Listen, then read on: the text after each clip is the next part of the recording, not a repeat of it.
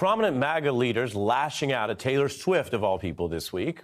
An actual Trump campaign official attacked the popular singer because of her past support for Biden. And Hannity ran a whole segment on his program last night that reaches a lot of Fox viewers about the reports that Taylor may campaign for President Biden again this year.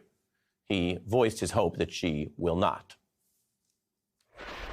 Does Taylor realize the guy that they want her to endorse is a kind of stumbling, bumbling mess? She shouldn't be liberal. She should be a total conservative, given everything. The Pentagon PSYOP unit pitched NATO on turning Taylor Swift into an asset. I think she should just stick to her singing and let her love life be what it is. A new poll shows 18% of voters are likely to vote for whichever candidate Taylor Swift endorses.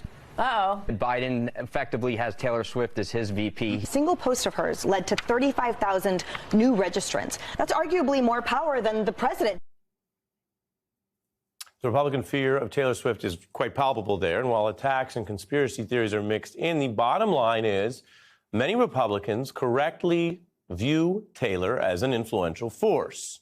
There she was, pushing against Republicans in 2020.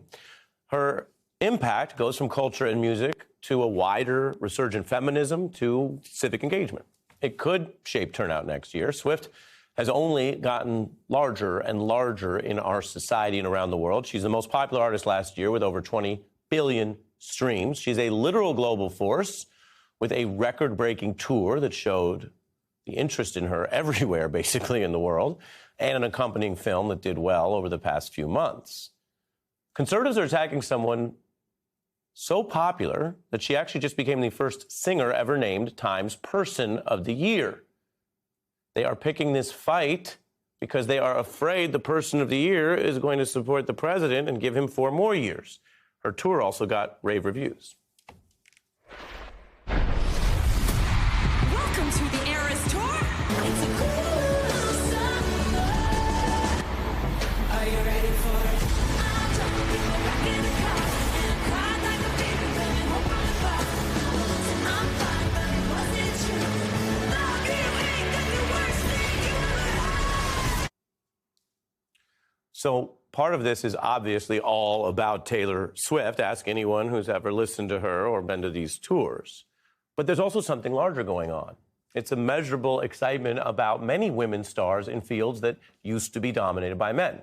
Take this weekend's Grammy Awards. Swift has 6 nominations. Women have 7 of the 8 nominations in the top category. And here are some of those nominees for Record of the Year.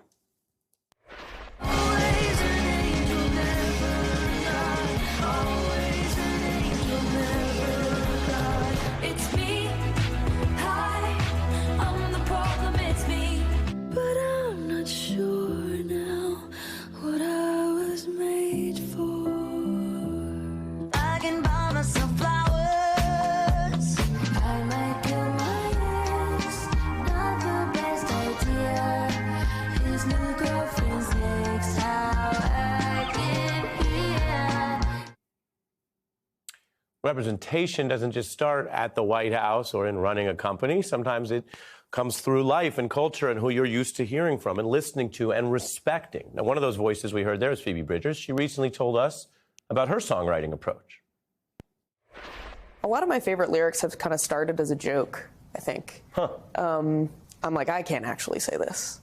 And then I do. There's like an implied humor to being honest when it's told as a joke.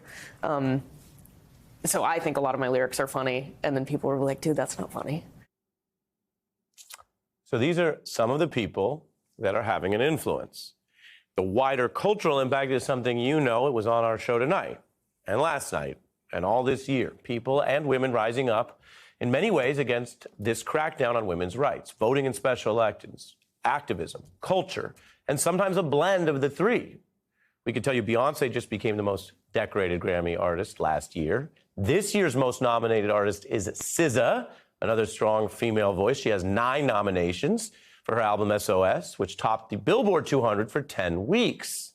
And as Jessica Bennett wrote, a writer we had on in the past week as well about related issues, we're living in this renaissance from Beyoncé to Barbie Mania to Taylor Swift, whose Eras Tour was the highest grossing music tour in history.